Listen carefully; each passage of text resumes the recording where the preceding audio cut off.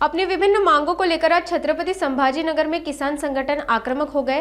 किसानों ने रास्ता रोको आंदोलन करते हुए मंडल अधिकारी को अपनी मांगों को लेकर ज्ञापन सौंपा। खरीफ फसल बीमा, अतिवृष्टि, कर्ज माफी, कर्ज वसूली स्थगन, पुनर्गठन और गन्ना मूल्य घोषणा जैसी विभिन्न मांगों को लेकर छत्रपति संभाजी नगर में किसान सड़क पर उतर आए। इसारवाड़ी फाटा में शेतकरी कृति समिति की ओर से किसानों ने रास्ता रोको आंदोलन किया। इस मौके पर गंगापुर के सहायक निबंधक के.एम. चौधरी और मंडल अधिकारी अभय साबदे को मांगों को लेकर ज्ञापन सौंपा गया। बड़ी संख्या में जिले के किसान इस आंदोलन में शामिल हुए। आज इसारवाडी फाटे येथे शेतकरी कृती समितीच्या माध्यमातून रस्ता रोको करण्यात आला।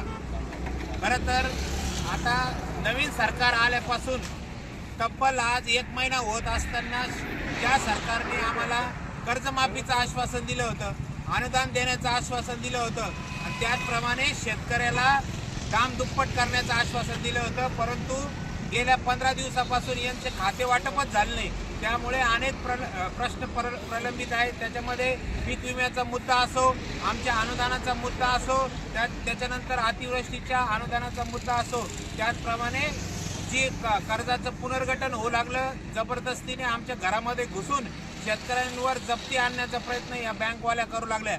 त्याच अनुषंगाने या ठिकाणी आम्ही सर्वांनी आज रास्ता रोको केलेला आहे आणि या इथून पुढच्या काळामध्ये आमची सर्वांना विनंती आहे, कारण इथं कुठलाही कुठलाही अधिकारी जबाबदार अधिकारी या ठिकाणी आलेले नाही, तहसीलदार साहेब आलेले नाही, व्हिडिओ या ठिकाणी आलेले नाही। त्याच्यानंतर कृषी अधिकारी तर नामानिराळा राहतो काय, त्या कृषी अधिकाऱ्याला असं वाटतं की त्याच्याच टावरवर चढून जर आम्ही आंदोलन केलं पाहिजे असं त्यांना नेहमी असं वाटत असेल तर आम्ही ते सुद्धा करायला तयार आहेत।